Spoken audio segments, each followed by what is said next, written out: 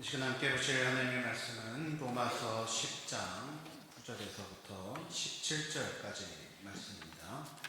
신약성경 253페이지에 있는 로마서 10장 9절에서 17절까지 말씀 제가 봉독하겠습니다.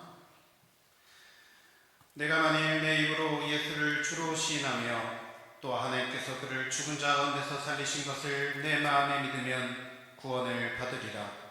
사람이 마음으로 믿어 의에 이르고 입으로 시인하여 구원에 이르느니라. 성경에 이르되 누구든지 그를 믿는 자는 부끄러움을 당하지 아니하리라 하니 유대인이나 헬라인이나 차별이 없음이라. 한 분이신 주께서 모든 사람의 주가 되사 그를 부르는 모든 사람에게 부요하시도다. 누구든지 주의 이름을 부르는 자는 구원을 받으리라. 그런즉 그들이 믿지 아니하는 이를 어찌 부르리요? 듣지도 못한 이를 어찌 믿으리요? 전파하는 자가 없이 어찌 들으리요? 보내심을 받지 아니하였으면 어찌 전파하리요? 기록된 바 아름답도다 좋은 소식을 전하는 자들의 발이여 함과 같으니라. 그러나 그들이 다 복음을 순종하지 아니하였도다. 이사야가 이르되 주여 우리가 전한 것을 누가 믿었나이까 하였으니 그러므로 믿음은 들음에서 나며 들음은 그리스도의 말씀으로 말미암았느니라. 아멘. 샬롬. 반갑습니다. 오늘도 은혜를 사모하여서 주님 앞으로 나오신 여러분 모두를 주님의 이름으로 축복합니다. 이 시간 말씀 들으실 때 하나님이 주시는 생각과 감정으로 가득 채워지고 또 결단하고 돌아가는 시간 될 수 있기를 간절히 소원하며 축복합니다.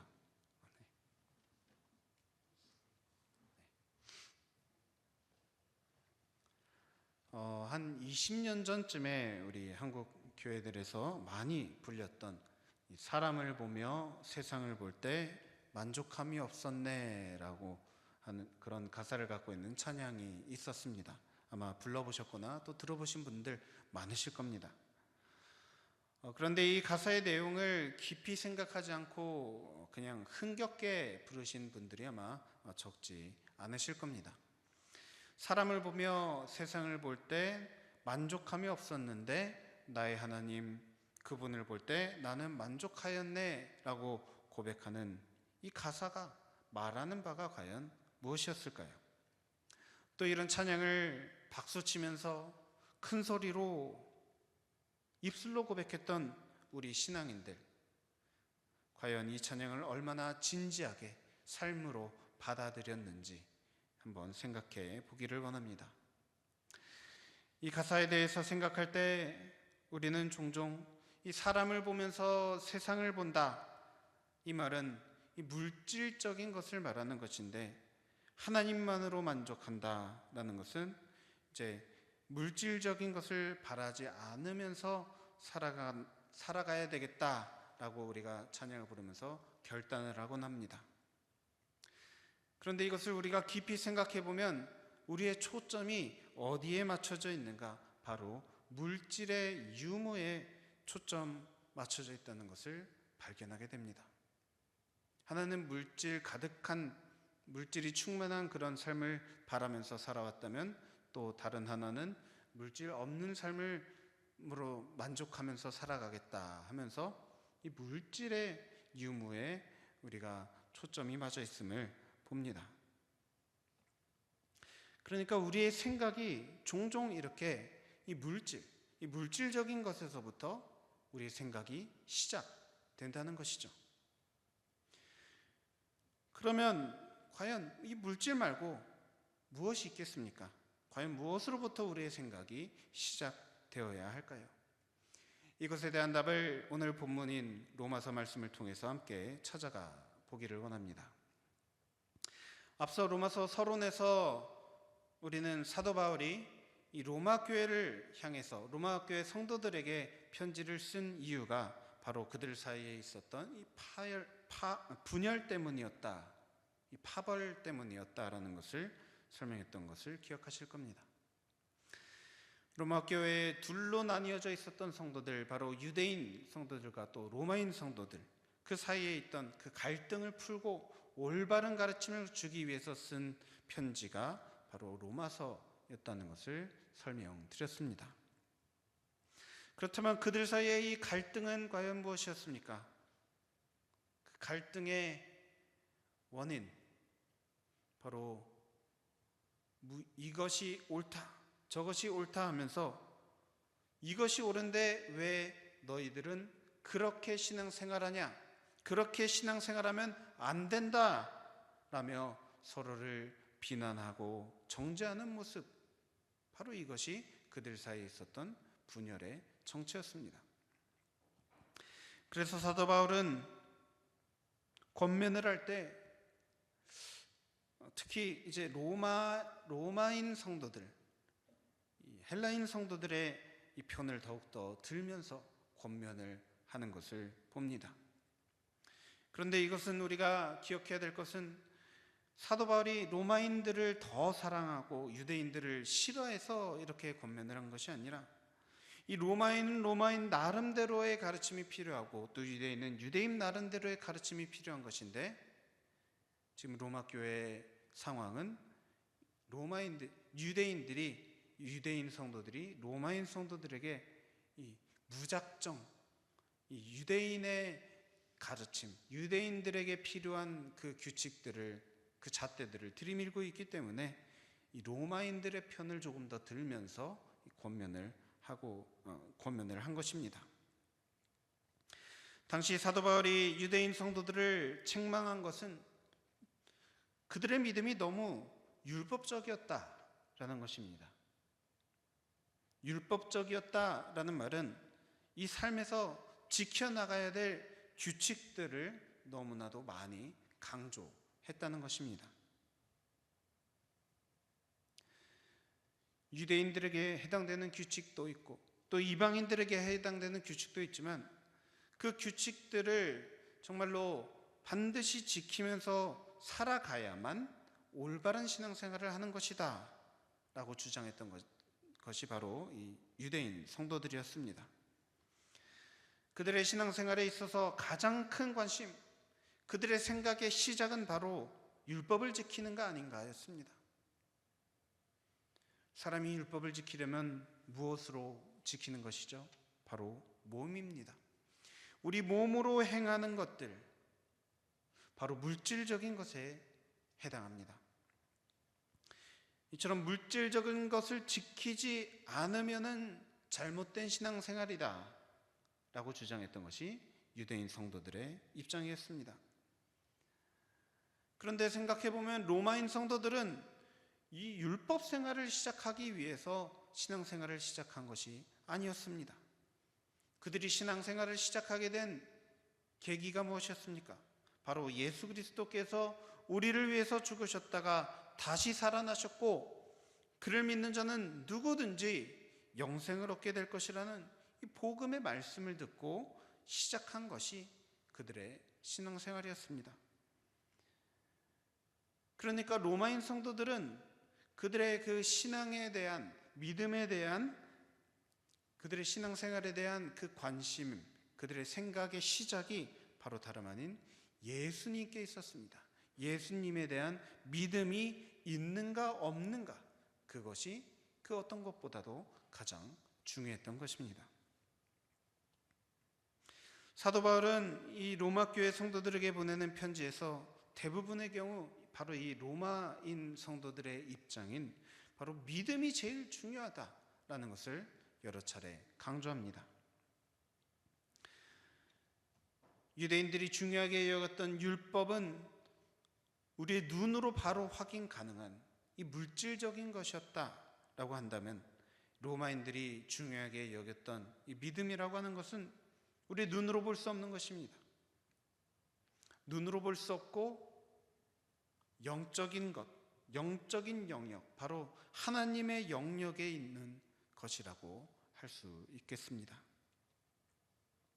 앞서 우리가 사람을 보며 세상을 볼 때 만족함이 없었네 라는 것은 이 물질적인 것에 대한 이야기였다면, 이제 하나님 한 분만으로 만족하였다 라는 이 고백은 바로 영적인 것, 하나님에 대한 그런 고백인 것입니다. 이 두 가지는 그 생각의 시작이 다릅니다. 물질적인 생각은 눈으로 확인 가능한 것을 두고 생각을 합니다.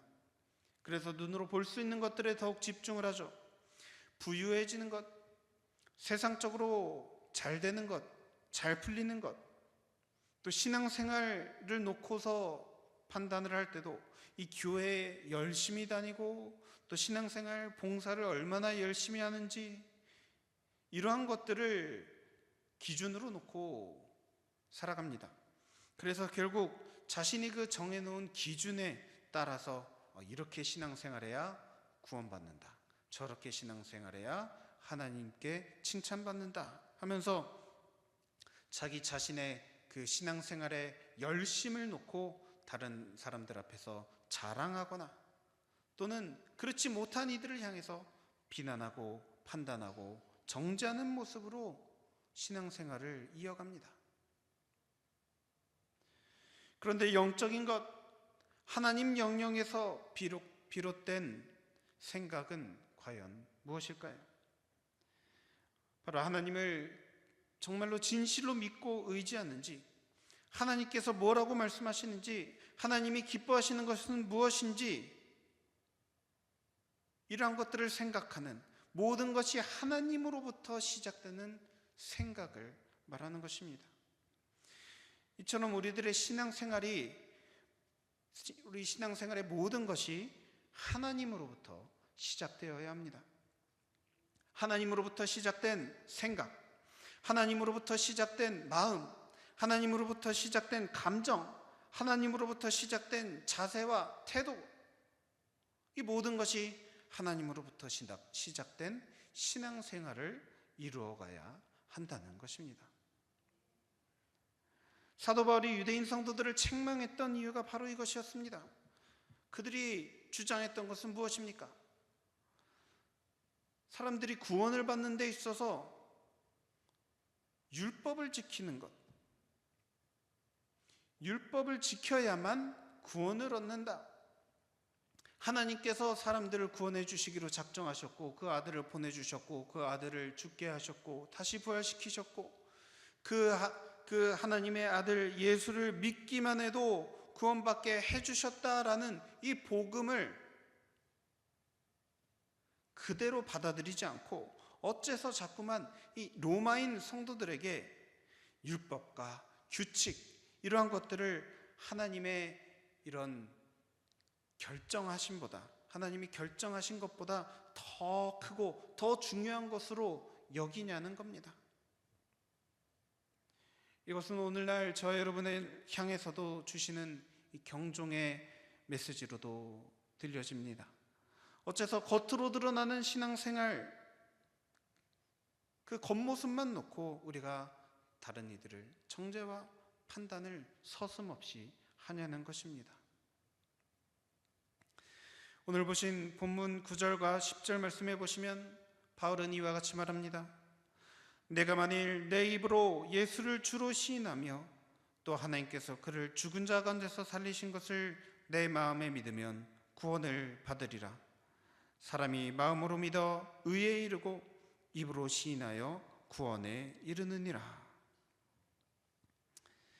우리가 입으로 예수를 주로 시인하고 하나님께서 예수님을 부활시키셨다는 것을 마음으로 믿으면 구원을 얻는다라고 했습니다. 마음으로 믿고 입으로 시인하면 구원을 주신다는 겁니다. 여기에는 율법이 끼어들 자리가 없습니다. 행위가 끼어들 자리가 전혀 없습니다. 마음으로 믿고 입으로 고백하면 구원 얻는다고 했지, 거기에 더해서 점점 조건이 바뀌어가면 점점 조건이 이러한 것들도 지켜야 되고 저것도 해야 되고 이만큼 더 해야 되고 저만큼 더 해야만 비로소 구원을 얻게 된다라는 말은 전혀 없습니다. 이것을 사도 바울이 앞서 로마서 8장 말씀에서 예로 든 종의 영과 양자의 영, 그 비교 이야기를 통해서 다시 설명을 해드리겠습니다. 사도 바울은 로마서 8장 15절에 보시면 너희는 다시 무서워하는 종의 영을 받지 않고 양자의 영을 받았으므로 우리가 아빠 아버지라고 부르짖느니라 라고 가르쳤습니다. 즉 그동안은 우리가 하나님을 마치 종이 이 주인의 명령을 따르는 것처럼 섬기려고 애쓰면서 살아왔지만 이제는 우리가 양자의 영, 바로 하나님의 자녀가 된 것처럼 살아갈 수 있게 해주셨다는 것입니다. 이는 마치 그동안 우리가 이것도 잘해야 되고 저것도 잘해서 그래서 겨우겨우 하나님의 인정을 받아서 이 잘했다 칭찬을 받아야만 하나님의 집에서 살아갈 수 있다라고 믿으면서 살아왔다면 이제는 하나님께서 우리가 아무것도 하지 않더라도 이미 우리에게 내 아들이다, 내 딸이다 이렇게 불러주시는 관계가 형성이 되었다는 것입니다. 여러분 한번 상상해 보시기 바랍니다. 만약 여러분의 자녀가 어느 날 갑자기 시키지도 않았는데 부지런하게 청소도 하고 설거지도 다 해놓고 빨래도 하면서 마치 우렁각시처럼 행동하더니 어느 날 찾아와서 무릎을 꿇고 이렇게 수고했으니까 제발 엄마 아빠 집에서 계속 살 수 있게 해주세요 하고 간청한다면 어떤 생각이 드시겠습니까? 얘가 뭘 잘못 먹었나? 어디서 뭔 소리를 듣고 왔길래 이러는 것인가? 이런 생각이 들지 않겠습니까? 마찬가지입니다. 우리가 율법, 행위를 통해서 하나님으로부터 인정을 얻으려고 하는 그런 신앙생활은 마치 우리가 스스로를 하나님 앞에서 나는 종입니다 하고 외치는 신앙생활과 마찬가지인 것입니다. 여러분, 자녀들이 부모 집에서 계속 살려면 필요한 것이 무엇이겠습니까? 그냥 거기에 머물러 있으면 됩니다. 그 집에 계속 살면 됩니다. 누구도 뭐라고 하지 않습니다. 나가라고 하지 않습니다. 일하라고 하지 않습니다. 때 되면은 밥 먹으라고 부르죠. 필요한 거 있으면 사주죠. 물론 다 큰 성인이 그렇게 하면은 조금 문제가 있는 것이지만 그래도 그렇게 한다고 하더라도 같이 못 살 것도 없습니다. 왜냐? 부모, 자식 간의 관계니까요. 한번 이 시간 여러분의 신앙생활을 돌아보시기 바랍니다. 혹 그동안 저와 여러분이 이 율법, 규칙, 행동을 통해서 하나님께 칭찬받고 싶은 마음으로 이 종의 마음, 종의 영으로 신앙생활 해오시진 않았습니까? 아니면 하나님께서 여러분을 향해서 말씀하신 이 사랑한다라는 이 말씀을 그저 그대로 받아들이고 신뢰하고 하나님 집에 오래오래 머물면서 지내려고 하는 그러한 신앙생활을 해오셨습니까? 만약 종의 영으로 하나님 집에 머물렀다면 여러분, 그 집에 머무는 기간은 일을 하는 기간입니다. 너무나도 무겁고 또 잘해야 되고 열심히 해야 되는 그런 강박감으로 신앙생활을 해오셨을 것입니다. 반면 우리가 양자의 영을 받아서 자녀의 마음으로 신앙생활을 해왔다면 그 신앙생활을 하는 것은 너무나도 기쁘고 생각만으로도 행복한 것이 됩니다. 그런 신앙생활 그동안 해오셨습니까?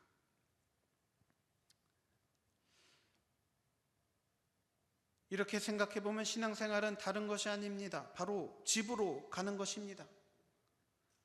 우리 아버지가 계신, 하나님의 아버지가 계신 집으로 가는 것입니다. 이 물질적이고 이기적이고 죄악이 가득한 그런 세상에서 나와 살다가 아버지 계신 집으로 돌아가는 발걸음, 그것이 바로 신앙생활인 것입니다. 여러분 평소에 한참 피곤하게 일하다가도 퇴근할 생각만 하면 행복하지 않으십니까? 너무나도 좋지 않아요? 그런데 만약 집으로 가는 것이 마음이 막 무거워지고 괴롭고 아픈 일이 된다면 이것은 정말 크나큰 문제가 있는 것입니다. 혹 여러분의 신앙생활이 그렇지는 않습니까? 바라기는 우리의 신앙생활이 너무나도 즐거운 것이 되기를 바랍니다. 우리가 드리는 예배가 기쁨이 마구 넘치는 예배, 행복이 가득한 예배가 되기를 더욱 소망합니다. 여러분, 이것은 우리가 바로 다름 아닌 우리의 힘으로, 우리의 노력으로 이룰 수 있는 일이 아니라 우리를 자녀 삼아주신 하나님을 우리가 오직 믿음으로 의지할 때만 일어날 수 있는 일입니다. 믿음으로 말미암아 하나님의 자녀가 되었습니다. 그러면 우리는 그냥 아까 집에 머물러 있으라고 했죠. 우리의 삶을 하나님께 맡겨야 하는 것입니다. 거기서 벗어나려고 하면 안 됩니다. 신앙생활은 다른 것을 하는 것이 아닙니다. 바로 이것입니다. 우리의 삶을 하나님께 의탁하는 것입니다. 하나님께 기대어 살아가는 것입니다. 여러분, 하나님을 의지한다라고 말하지 않습니까? 의지에서 한 획만 더 그어 보십시오. 의자가 됩니다. 우리가 의자에 기대지 않고 의자에 앉으면 너무나도 불편합니다. 등받이 없는 의자 한 10시간 앉아보셨습니까? 얼마나 허리가 아플까요? 의자에 기대어 편하게 지내는 것이 의자가 만들어진 그 목적입니다. 하나님께서 우리의 아버지가 되어주신 것, 하나님께서 우리를 구원하신 것은 마치 그와 같이 하나님께 기대라는 것입니다. 믿음으로 기댈 뿐만 아니라 우리의 삶으로도 기대라는 것입니다. 우리의 모든 것으로 주님께 기대는 삶을 살아가라는 것입니다. 사도 바울은 계속해서 그러면 우리가 어떻게 이러한 삶을, 하나님의 자녀 되는 삶을 어떻게 그저 마음으로 믿고 입으로 시인하는 것으로 얻게 되는지 설명을 합니다. 12절에서 13절 말씀입니다. 유대인이나 헬라인이나 차별이 없음이라 한 분이신 주께서 모든 사람의 주가 되사 그를 부르는 모든 사람에게 부요하시도다. 누구든지 주의 이름을 부르는 자는 구원을 받으리라. 유대인이나 헬라인 누구든지 차별 없이 주님을 부르는 자는 모든 사람에게 부요하시다라고 했습니다. 무엇이 부요하시다라는 것일까요? 우리는 생각합니다. 부자로 만들어 주시려나 보다. 아닙니다. 바로 구원을 후히 베풀어 주신다는 말입니다. 은혜로, 선물로서 우리에게 주신다라는 말입니다. 사도 바울은 우리에게 누구든지 주의 이름을 부르는 자는 구원을 받을 것이다 라고 말했습니다. 주의 이름을 부르는 자, 누구입니까? 누가 주의 이름을 부르는 사람입니까? 다른 사람을 말하는 것이 아닙니다. 바로 저와 여러분을 향한 하나님께서 직접 우리에게 붙여주신 이름입니다. 바로 우리들이, 저와 여러분이 주의 이름을 부르는 사람들인 것입니다. 이것을 믿으십니까? 그리스도인이라면, 성도라면 누구든지 주님의 이름을 부르는 사람으로 부르심을 받았고 그런 삶을 살아갈 수 있다라는 것입니다.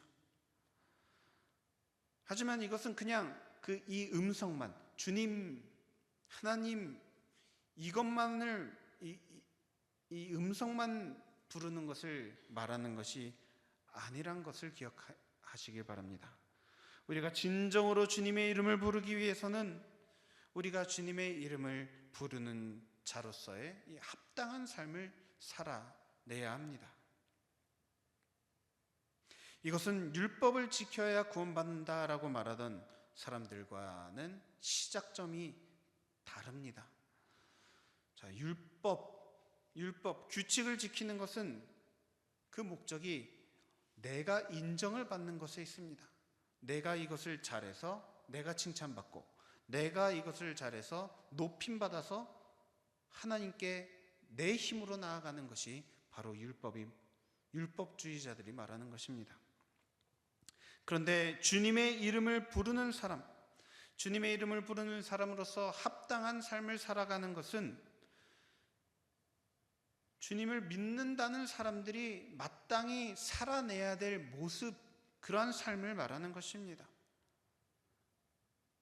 그것이 무엇이 됐든 주님의 이름을 부르는 사람이라면 당연히 해야 되는, 당연히 보여야 되는 모습들을 말하는 것이죠.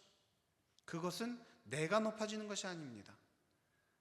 구원받은 그 은혜, 구원해 주신 그 은혜가 너무 감사해서 당연히 그렇게 살아낼 수밖에 없는 삶의 모습들인 것입니다. 이런 일들은 힘들고 괴로운 일이 되지 않습니다. 오히려 기쁘고 만족스러운 일들이 됩니다. 생각해 보시기 바랍니다. 예배 자리에 나오는 것이 괴롭고 힘든 일이 아니라 그토록 나를 사랑하시는 하나님을 만나기 위한 것이다 라고 생각을 한다면, 그것이 믿어지면 이것이 얼마나 기쁜 일이 되겠습니까? 기도의 자리에 나오는 것이 사랑하는 하나님과 대화하는 것임이 믿어진다면, 또 하나님이 응답해 주시고 좋은 것을 예비해 주셨다라는 것이 믿어진다면, 또 경험되어진다면, 기도하는 일이 괴롭고 힘들고 피곤한 일이겠습니까? 아닙니다. 너무나도 기대가 되고 신나는 일이 되는 것입니다. 이것을 한마디로 말씀드리자면 우리의 신앙생활, 우리가 해야 되는 일들, 이것은 해야 되니까 어쩔 수 없이 인정받기 위해서, 칭찬받기 위해서 하는 일이 아니라 우리가 이것이 너무 좋고 너무 기쁘니까 하게 되는 일로 뒤바뀌게 된다는 것입니다. 어쩌면 이것이 저와 여러분이 지금껏 하고 있던 종교생활, 이 종교적 매임에서 자유를 얻는 것이 아닐까요? 이것이 정말로 구원이 말하는 의미가 아닐까요? 율법적이고 억지스러웠던 우리의 신앙생활, 이 종교 활동이 이제는 기쁨과 감사의 활동으로 바뀌는 것입니다. 이것이 기적이 아니겠습니까? 이것이 우리가 우리의 신앙생활을 하면서 누릴 수 있는 구원이 아니겠습니까? 이처럼 하나님은 우리가 매여 있던 모든 것들로부터 자유함을 누리게 하십니다. 이 자유함을 얻는 것은 오직 믿음입니다. 주님의 이름을 부르는 것만으로도 이러한 것들을 얻게 된다는 것입니다. 하나님은 이것을 그냥 주셨습니다. 14절 말씀입니다. 그런즉 그들이 믿지 아니하는 일을 어찌 부르리요? 듣지도 못한 일을 어찌 믿으리요? 전파하는 자가 없이 어찌 들으리요? 우리가 이러한 믿음 생활을 시작하기 위해서는 우리가 먼저 들어야 합니다. 듣고 마음으로 믿고 입으로 시인해야 구원받는다고 했습니다. 자, 그런데 이것을 듣기 위해서는 먼저 전하는 자가 있어야 된다라고 말씀하셨습니다. 그런데 여러분, 이것을 우리가 무엇을 해서 들을 수 있었습니까? 불러야만 믿을 수 있는 이름, 바로 예수님입니다. 들어야만 부를 수 있는 이름, 예수님입니다. 들으려면 전하는 자가 있어야 되는데 이 복음을 전해주신 분이 누굽니까? 바로 예수님 본인이십니다. 예수님께서 직접 우리 이 세상에 찾아오셨고, 예수님이 직접 십자가에 매달려 이 구원을 이루셨습니다. 또 예수님께서 직접 우리에게 이 복음을 듣고 믿을 수 있게 믿음을 주셨기 때문에 우리의 공로는 아무것도 없습니다. 오직 예수님의 공로밖에 없다는 것을 이 본문은 사도 바울은 말하고 있다는 것을 기억하시기 바랍니다. 그렇습니다, 여러분. 혹 우리가 예수님을 믿게 되고 예수님의 이름을 부르는 것을 나의 믿음이 훌륭해서라고 생각하며 신앙생활을 해오시진 않았습니까? 오직 이 모든 공로가 예수님께만 있고 예수님이 그 큰 사랑으로 말미암아 우리에게 베풀어 주신 은혜라는 게 믿어질 수 있게 되기를 간절히 소망합니다. 여러분, 이처럼 믿어지는 것은요,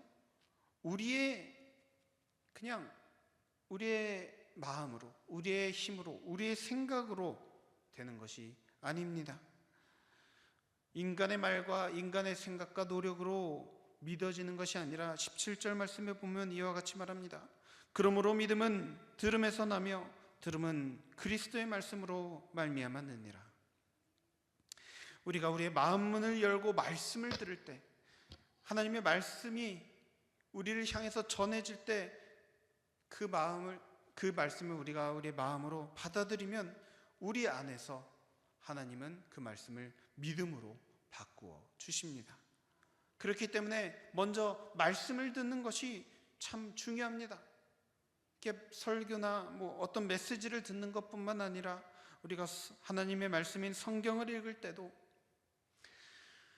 하나님께서 우리 마음 속에 이 말씀해 주시기를 바라는 그런 마음, 하나님께서 이 성경 말씀을 통해서 우리에게 직접 말씀해 주소서 하는 그런 마음으로 성경을 읽고, 또 기도할 때도 하나님의 음성 듣기를 원한다고 하나님의 음성을 말씀해 주시기를 간절히 바라면서 기도하면 우리가 보고 듣고 우리 마음속에 품으려고 노력한 그 말씀이 믿어지게 되는, 믿을 수 없었는데 어느 순간 믿어지게 되는 그런 역사가 이루어지게 되는 줄 믿습니다.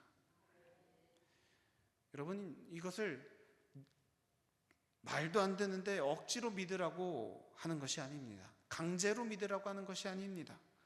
성경이 말하는 믿음, 이 믿음은 우리가 말씀을 가까이 하고 말씀을 들으려고 애쓰면 하나님께서 우리 마음속에 선물로서 부어주시는 그러한 은혜, 그러한 선물이라는 것입니다. 그래서 믿음을 통해서 우리가 정말로 하나님이 우리에게 믿게 해주셔서 우리가 하나님께 용서함 받았다라고, 구원을 받았다라는 것이 확신되어지면 그 확신 덕분에 우리는 하루하루를 기쁨으로, 즐거움으로 가득 찬 삶을 살아갈 수 있게 되는 줄 믿고, 그러한 확신을 갖고 살아가시기를 간절히 소원합니다. 여러분, 우리가 또 하나님을 믿어야 하는 것은 우리가 너무나도 연약하기 때문에 그렇습니다. 하루하루 살아가다 보면 우리가 얼마나 연약한 존재라는 것이 너무나도 잘 깨달아집니다. 우리가 해결할 수 없는 문제들, 사고들, 질병들, 이러한 것들 생겨나는 것 보면서 우리의 연약함과 무력함을 처절하게 느낍니다. 특히 우리가 가장 무력한 것이 무엇입니까? 바로 죄에 대해서 너무나도 무력하다는 것을 느낍니다. 우리를 죄로 이끄는 욕심, 시기, 질투, 분노, 음란함, 교만함, 이러한 것들에 너무나도 연약합니다. 그 누구도 이러한 것들과 싸워서 이겨냈다라고 말하는 것을 들어본 적이 없습니다. 심지어 사도 바울도 일어선 줄 알았는데 넘어진다고 고백하지 않았습니까? 이처럼 우리의 힘으로 할 수 있는 게 없다라는 것이 깨달아질수록 우리는 하나님을 더욱 간절한 마음으로 바랄 수 있게 됩니다. 바로 그때가 하나님의 은혜가 시작되는 때인 줄 믿습니다. 그럴 때 하나님이 부르시는 그 음성이 더욱더 크게 들리기 시작합니다. 하나님의 말씀을 귀 기울여 듣기 시작하게 됩니다. 그러다 보면 처음에는 우리의 마음이 나는 할 수 없다, 나는 연약하다, 내가 어떻게 살아가느냐, 이처럼 절망되고 낙심되는 마음에서 점점 하나님은 하실 수 있다, 그럼에도 불구하고 하나님은 능력이 충분히 있으시다라는 그런 믿음의 마음으로 변화가 됩니다. 점점 마음속에 믿음이 자라나게 되는 것입니다. 그래서 우리의 이처럼 죄의 문제들, 또 우리 삶의 그 모든 문제들, 우리 삶의 모든 것을 하나님께 기대는 삶을 조금씩 살아나갈 수 있도록 하나님께서 인도해 주십니다. 이것은 우리 스스로의 힘과 노력으로는 결코 불가능합니다. 오직 말씀을 의지해야만 이런 은혜를 얻을 수 있게 된다는 것을 믿으시기 바랍니다. 믿음의 주요 온전케 하시는 이인 예수를 바라보자. 그러므로 우리가 긍휼하심을 받고 때를 따라 돕는 은혜를 얻기 위하여 은혜의 보좌 앞에 담대히 나아갈 것이니라 라고 고백한 히브리서의 저자처럼 우리가 오직 예수님께만 매달려서 살아갈 수 있기를 바랍니다. 말씀에 더욱 기대며 살아가시기를 바랍니다. 은혜 받는 자리에 더욱더 간절히 더욱더 열심히 나오시기 바랍니다. 그럴 때 우리가, 저 여러분이 하나님께서 우리에게 말씀해 주시는 말씀들이 더욱 깨달아지고 그 말씀이 믿어지고 그 믿어짐으로 말미암아 우리가 매여 있던 것들로부터 자유함을 얻는 구원을 누리게 되는 줄 믿으시기 바랍니다. 여러분, 오늘 결단하시기 바랍니다.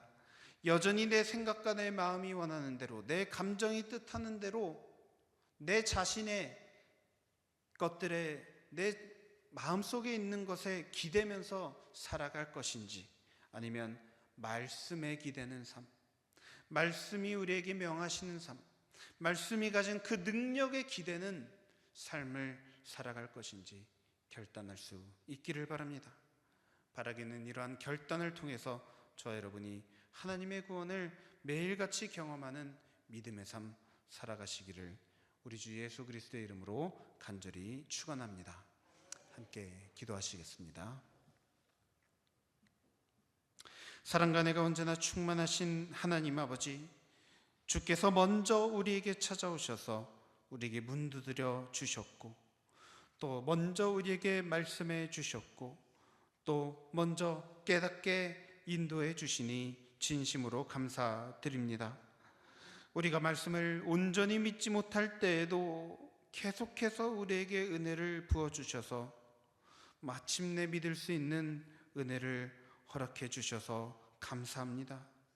말씀이 우리에게 말하는 바, 구원이 주님께 있다는 것이 믿어지고 전혀 그 마음이 흔들리지 않도록 인도하여 주옵소서.